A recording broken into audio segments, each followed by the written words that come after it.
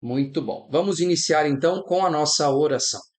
Em nome do Pai, do Filho e do Espírito Santo. Amém. Inspirai, ó Senhor, as nossas ações, para que em vós comece e para vós termine tudo aquilo que fizermos. Por Cristo, Senhor nosso. Amém. Santa Maria, Mãe de Deus, rogai por nós. Em nome do Pai, do Filho e do Espírito Santo. Amém. Então eu vou projetar aqui para vocês. Agora sim. Eu vou projetar para vocês aqui. Eu tenho o contexto histórico e a chave de leitura. Fica mais fácil para a gente ir acompanhando. Então eu vou lendo esse texto e vou explicando para vocês, tá bom? Então, antes da gente entrar nesse texto, né, propriamente dito, quero que vocês prestem muita atenção na aula de hoje, porque ela é importantíssima para as duas próximas aulas, ok? Sem a gente conhecer o contexto histórico e a chave de leitura, fica difícil da gente interpretar corretamente o livro de Jonas, certo? Então, acompanhem ali no PDF que vocês estão vendo na tela. O livro de Jonas é um dos livros proféticos do Antigo Testamento, mas se distingue por ser mais uma narrativa didática do que uma coleção de oráculos proféticos. Seu contexto histórico e sua chave de leitura envolvem aspectos teológicos, literários e históricos que o tornam uma obra singular. Então, vamos entender esse primeiro parágrafo aqui.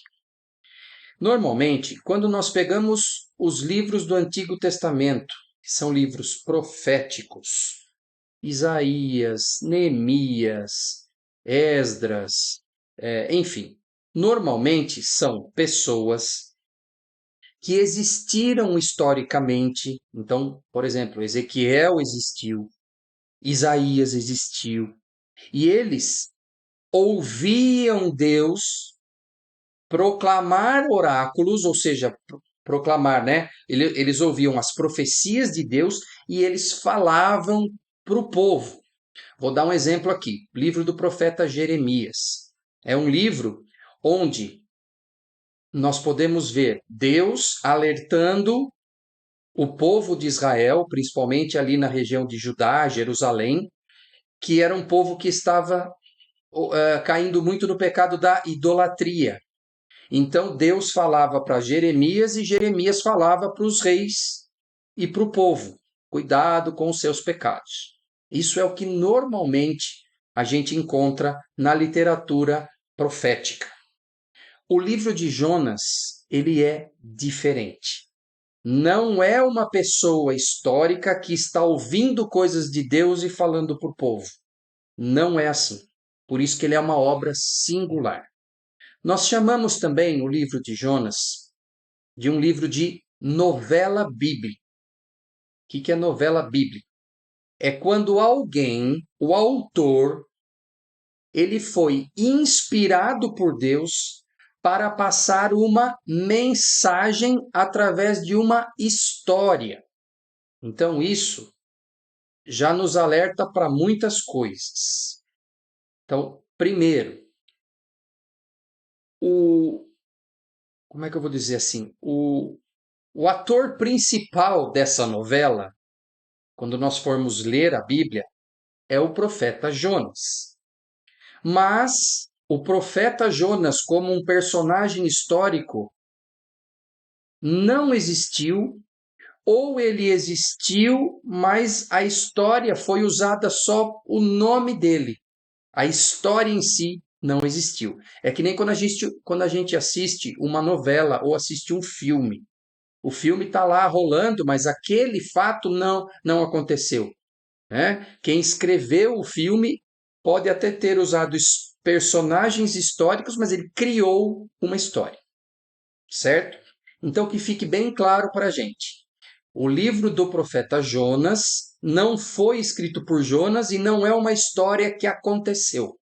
Alguém foi inspirado por Deus para passar uma mensagem, que é isso que nós queremos desse livro, porque todo livro da Bíblia, ele nos fala sobre uma mensagem. Até um evangelho, por exemplo. Os 4 evangelhos, cada um tem uma mensagem própria. Exemplo, Marcos se preocupou mais em falar quem era Jesus. Quem era o Jesus que viveu aqui na Terra? Ele fez milagres, assim, assim, assim. Já o Evangelho segundo São João, ele não se preocupa tanto com o personagem ou o homem Jesus, o homem divino Jesus. Ele se preocupa mais com a teologia. Ele quer passar a salvação.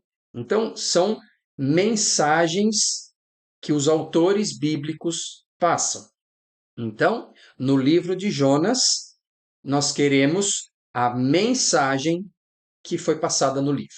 Bom, eu estou sendo bem enfático, pessoal, por isso que eu quero ficar somente nesta parte hoje, para que não fique demorado, para que não fique maçante, e eu quero que vocês entendam bem, tá? Então, assim, pode ter existido um profeta Jonas, mas a história que nós vamos ler no livro não aconteceu, tá? Continue seguindo no PDF, agora vamos para contexto histórico.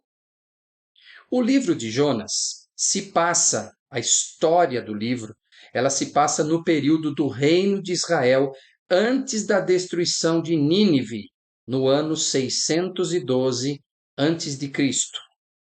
E Nínive era a capital do Império Assírio. A Assíria foi uma potência opressora que ameaçava Israel e Judá, tornando-se um símbolo de violência e inimigo do povo eleito. Então, aqui vamos entender um pouco para quem não está habituado com a história de Israel. Por que aqui diz da Síria era uma potência opressora e ameaçava Israel e Judá? Aqui nós temos que entender que nessa época, na época não que foi escrito o livro, porque nós vamos ver que o livro foi escrito um pouco depois, mas ele conta uma história de aproximadamente 612 a.C., onde o reino de Israel estava dividido em 2. Reino do Norte, capital Samaria, que é chamado de Reino de Israel, e o Reino do Sul, que é chamado de Judá, capital Jerusalém. Então, nessa época histórica, nós temos 2 reinos. E esses 2 reinos, eles eram divididos e cada reino tinha o seu rei. Tá? Só para a gente entender. Isso ocorreu após a morte do rei Salomão, quando subiu ao trono seu filho. Ele não era querido, e aí houve uma guerra, né? uma batalha, não guerra entre eles, mas uma parte do povo se separou. Então ficou Judá, reino do sul, e Israel, reino do norte. Ok? Antes dos babilônios vieram os assírios, e eles vieram pelo norte e conquistaram o reino do norte. Isso estou falando historicamente, tá, pessoal? Isso realmente aconteceu, só para vocês entenderem o contexto da época. A Assíria era um povo dominante, era um povo bem, vamos dizer assim, bárbaro. Ele fazia crueldades com os povos que ele conquistava, e ele chegou até conquistar a Samaria, ou seja, ele conquistou o reino do norte. E a capital desse império era essa cidade de Nínive, tá bom?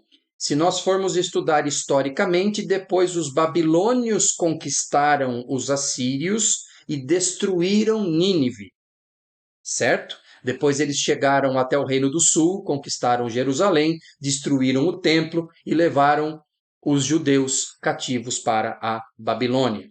Então eu fiz um contexto histórico aqui para a gente entender que a história do livro do profeta Jonas se passa então quando a Assíria dominava os povos e Nínive era o centro do povo assírio nessa época. Ok? Era um povo complicadíssimo, tá bom? Eles conquistavam os povos, inclusive existe uma possibilidade do modo de matar, né, os outros povos pela crucificação teria sido criado pelos assírios, tá? Depois foi incorporado pelos romanos, tá bom? Vamos continuar lendo ali. Olha. Embora o profeta Jonas, filho de Amitai, seja mencionado no livro de 2 Reis, capítulo 14, versos 25, como contemporâneo do rei Jeroboão II, o livro foi provavelmente escrito mais tarde, talvez no século V ou IV antes de Cristo, após o exílio na Babilônia. O exílio durou de 586, né, o exílio total, né, que marca a destruição do primeiro templo de Jerusalém por volta de 586, 587 a.C. e durou até o ano 538, quando os babilônios foram conquistados pelos persas e o rei persa deu liberdade para o povo voltar para Jerusalém. E aí reconstruíram o templo. Então veja, o livro do profeta Jonas, provavelmente ele foi escrito entre o século IV e século V, quarto e quinto, após o exílio da Babilônia. Mas ele conta uma história antes, quando eram os assírios ainda. Ele foi escrito depois e ele conta uma história antes, certo? Agora, o que nós temos que ter em mente é o seguinte: o exílio da Babilônia ele foi um marco tão importante na história de Israel que ele praticamente divide a história de Israel ali em duas. A gente costuma, quando a gente fala da história de Israel, a gente costuma falar em antes do exílio e pós-exílio. Porque não só porque o povo sofreu muito no exílio da Babilônia, mas como ele voltou com outra mentalidade para Jerusalém. E uma dessas mentalidades é um dos assuntos que nós vamos ver no livro de Jonas. Porque lá na Babilônia eles tiveram que conviver com povos pagãos. E eles não queriam se misturar aos povos pagãos. Porque o judeu tem aquela história de se tornar impuro se ele se misturar a outros povos. Então, muitos acabaram se misturando e até ficando lá na Babilônia. Outros casaram com mulheres babilônicas e depois voltaram lá para Jerusalém. Então, isso tornou meio que para o judeu uma coisa assim: nós não podemos nos misturar, nós somos uma raça superior. Tá? Eles voltaram um pouco com essa ideologia, essa cabeça, quando eles foram libertados lá da Babilônia. E esse é um dos assuntos que trata o livro do profeta Jonas. Não vou pôr o carro na frente dos bois, não. Vamos ler mais um pouquinho aqui, ó. Lá em cima. Isso. Embora o profeta o exílio, se eu já li. O exílio e o pós-exílio marcaram um momento de reflexão para Israel sobre sua identidade como povo de Deus e a sua relação com as nações estrangeiras. Acabei de falar, tá? Neste contexto, a mensagem do livro desafia a mentalidade exclusivista dos judeus que viam os pagãos como inimigos irredimíveis. Então veja, uma das mensagens do livro de Jonas é justamente essa.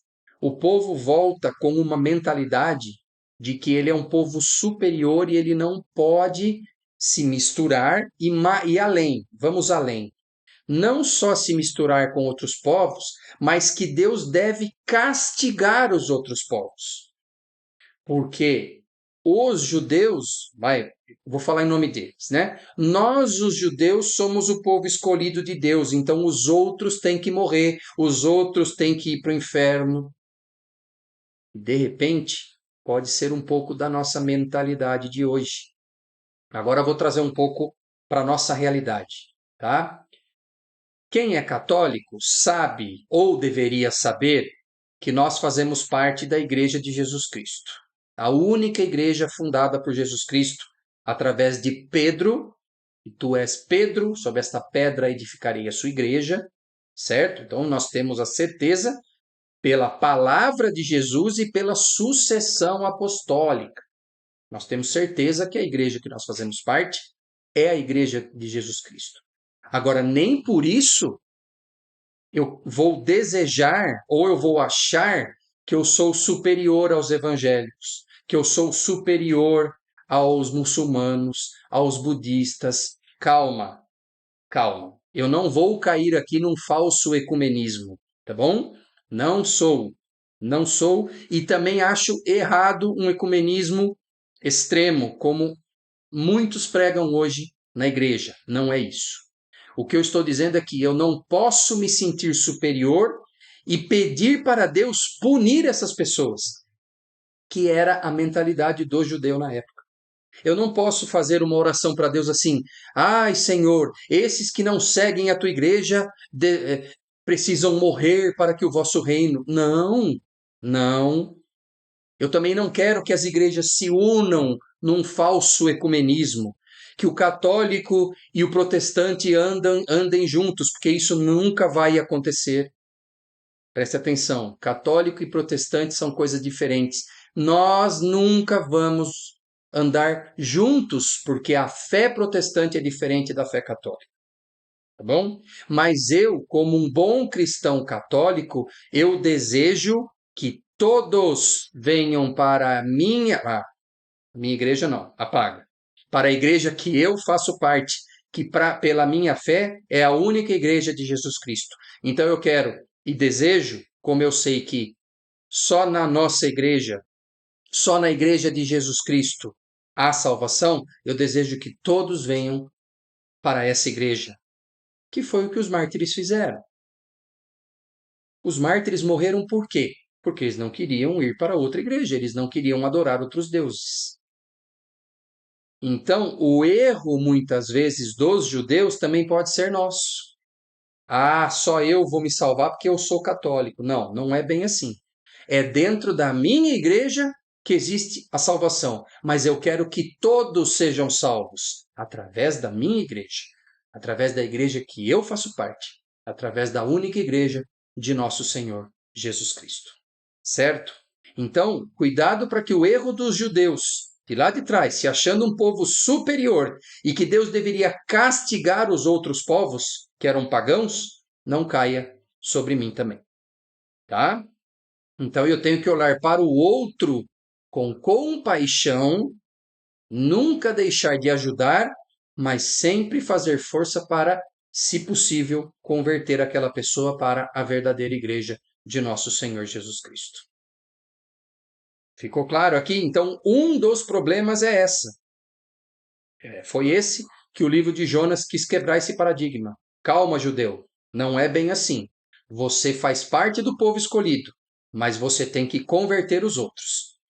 Então, vamos usar o exemplo do livro de Jonas para converter as outras pessoas, tá? Porque Deus não disse assim: você é católico, tudo bem, mas eu vou salvar todo mundo, que aí cai naquela heresia da toda religião salva. Não, não é toda religião que salva. Só a igreja de nosso Senhor Jesus Cristo. Então eu, como um servo inútil de Jesus, eu quero atrair todos os outros para essa igreja verdadeira. Chave de leitura. Muito importante. Gente, prestem bastante atenção, porque agora nós entendemos o contexto histórico da época. Agora nós vamos ver como ler o livro, que é a chave de leitura. As chaves.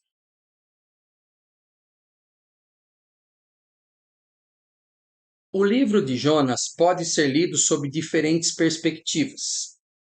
Primeira, número 1, uma história didática e teológica.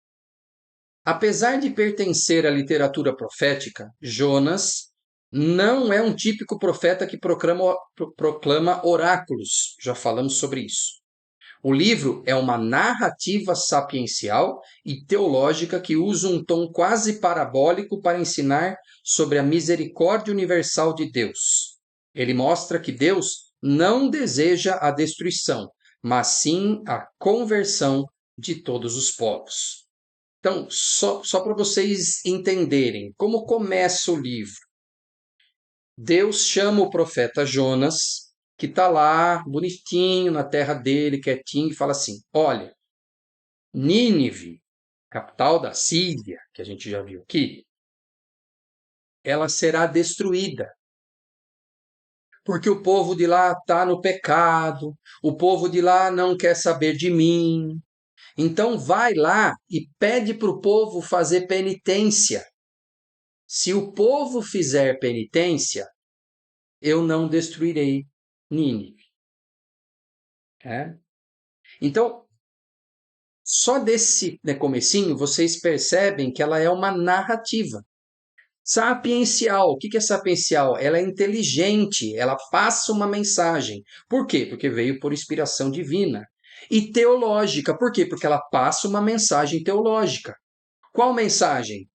Poxa, Deus pediu para uma cidade pagã fazer penitência para não ser morta, para não ser destruída. Então, Deus pode salvar a todos e quer salvar a todos, mas todos têm que se converter. A chave da teologia sapiencial do livro de Jonas é arrepender-se e crer no Deus verdadeiro. Alguma coincidência com a mensagem de Fátima em 1917? Penitência, oração. Penitência, oração. Arrepender-se dos pecados. Penitência e oração. Certo? Então, assim, Deus não disse assim, é só eles se vestirem de saco. Não, eles têm que se arrepender, voltar para o Deus verdadeiro. Se arrepender, fazer penitência, voltar para o Deus verdadeiro. Né? E Jonas foge. Nós vamos ver ali que, a princípio, ele foge. Por que ele foge? Porque ele fala assim, o quê? Eu vou lá pregar para um povo pagão para eles se converterem, eles mais que morram. Entenderam a analogia de hoje? O quê? Eu vou ficar falando para um testemunha de Jeová? Eu vou ficar falando para um evangélico? Eu vou ficar falando para um budista? Ele que morra, ele não é da nossa igreja? Olha aí a mensagem do livro de Jonas, né? Se eu tiver a oportunidade de falar de Deus, de Jesus e da verdadeira igreja para um evangélico, para um budista, para um muçulmano, seja para quem for, eu devo falar e não fugir como Jonas fez. Né? Segundo, uma crítica ao nacionalismo religioso, que é se achar superior às outras nações. Né? Jonas resiste ao chamado de Deus para pregar em Nínive, foi o que eu falei, ele fugiu, porque não quer que seus inimigos sejam salvos. Olha a mentalidade. Ele não é da minha religião, eu quero que ele se lasque. Essa foi a mentalidade da história de Jonas. Ele representa a mentalidade exclusivista de muitos israelitas que acreditavam que apenas eles eram merecedores da misericórdia divina. Deus, porém, revela que seu amor e compaixão se estendem até mesmo aos inimigos de Israel. Então veja, eu sou judeu, então só eu mereço a atenção de Deus. Só eu mereço misericórdia. Os outros castigo. Eu sou católico. Eu vou na missa. Eu rezo o terço. Então eu mereço misericórdia. Um evangélico que não vai na missa, não vai não sei o que lá, ele não merece misericórdia. Não, não é assim. A misericórdia de Deus vai para com todos. Eu não preciso concordar com a religião do evangélico, que para mim, que sou católico, tem muita coisa errada. Mas eu tenho que desejar misericórdia também para ele. Até tanta misericórdia para que ele seja convertido à igreja verdadeira de nosso Senhor. Terceiro, vou pôr lá em cima aqui para vocês. Uma reflexão sobre a misericórdia e a justiça de Deus. O desfecho do livro, que é o capítulo 4, deixa claro que Deus tem compaixão de todas as criaturas e deseja que todos se arrependam. Essa é a palavra-chave. Deus, ele não quer salvar todos simplesmente pelo fato de salvar. Deus quer que todos se arrependam. Isso vale para todos. Para israelitas, para ninivitas. para católicos, para judeus, para evangélicos, para muçulmanos, para budistas, etc. Tá? Esse tema se conecta ao Novo Testamento, onde Jesus fala do sinal de Jonas, em Mateus 12 e em Lucas 11, né? Como um chamado universal à conversão. Essa passagem é quando os fariseus pedem um sinal para Jesus. Né? Nós queremos um sinal para saber se o Senhor é um profeta, se o Senhor é o Messias. Ele fala assim, não vai ser dado nenhum sinal a não ser o sinal de Jonas. E qual é o sinal de Jonas? Que Jesus veio para todos. Para todos. E os fariseus, eles achavam, não, quando vier o Messias, ele vem para nós. Ele vem para acabar com o Império Romano, ele vem para nós. E Jesus andava com quem? Com pecadores, prostitutas, cobradores de impostos. Não, esse não pode ser o Messias, porque Deus viria para nós e não para eles. Então o livro de Jonas vem também com esse cuidado, com essa chave de leitura. E por último, número 4, uma leitura cristológica. Né? Para quem já assiste às minhas aulas, sabe que eu sempre lembro que o Antigo Testamento aponta para Jesus. Né? Todo o Antigo Testamento é uma preparação de Deus para a vinda do Messias. O Novo Testamento é Jesus, que se afirma como Messias, provando por milagres e obras, apontando também para o Antigo Testamento. Um aponta para o outro. Então, quando nós lemos o livro de Jonas, nós temos que fazer uma leitura cristológica. O que é isso? Nós estamos vendo ali Deus falando com Jonas, mas você já tem que imaginar Jesus ali, indo para um povo, claro, não quando ele se esconde, mas quando ele vai até Nínive, que depois acontecem algumas coisas ali, que eu não vou contar agora para não dar spoiler do livro, né? Quero deixar vocês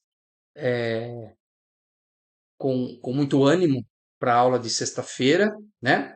Mas quando ele acaba indo para Nínive, ele vai pregar para os pagãos. Jesus também pregou para os pagãos. Ele veio principalmente para os judeus, mas ele foi para Samaria, por exemplo, que a Samaria ali era praticamente quase todos pagãos, não é? Então nós temos que ler o livro de Jonas já com a ideia cristológica. Na tradição cristã, Jonas é visto como uma figura de Cristo. Assim como Jonas esteve 3 dias no ventre de um peixe e saiu vivo, Jesus permaneceu 3 dias no túmulo antes da ressurreição. Analogia, né? Jonas, quando cai lá do barco, para quem já conhece a história, quando ele cai ali do barco, ele é engolido pelo peixe, ele fica 3 dias no ventre do peixe. Depois ele é regurgitado, vomitado na praia de Nínive. Jesus, quando morre, fica 3 dias no ventre da terra, para depois ressuscitar. Conclusão: o livro de Jonas desafia seus leitores a abandonarem visões estreitas e a aceitarem a compaixão divina para todos. Ele mostra que Deus é Senhor de todas as nações e convida até os inimigos ao arrependimento. A lição principal é: o amor de Deus não tem fronteiras. Deixa eu voltar aqui para a nossa tela. Então, gente, o que acontece? Olha, veja, nós temos que entender o livro de Jonas da seguinte maneira: a salvação de Deus é para todos, mas cuidado, eu não posso aplicar isso de uma forma em que eu retire desta frase, a salvação é para todos, eu retire dessa frase a misericórdia e a justiça de Deus. Como assim, André? Porque às vezes a gente fala assim, olha, a justiça de Deus e a misericórdia, elas são para todos, né? Então parece que está tudo bem, não precisa vir para a Igreja Católica, não precisa rezar, não precisa se arrepender, Não precisa sair da sua vida de pecado, porque a misericórdia é para todos. Calma. A misericórdia é para todos. A justiça também. E o que Jonas foi pedir para os ninivitas, que nós vamos começar a ler na sexta-feira? Arrepender-se. Então, para a salvação, primeira coisa, arrepender-se. Tá, e o que eu faço com os meus pecados, então? Venha para a Igreja Católica e confesse os seus pecados. Então, nós precisamos da Igreja Católica. Cuidado com essa história que está todo mundo salvo, porque Deus ama todo mundo, realmente Deus ama, mas Deus ama a ponto de ser infinitamente misericordioso e infinitamente justo. Justo. Ok?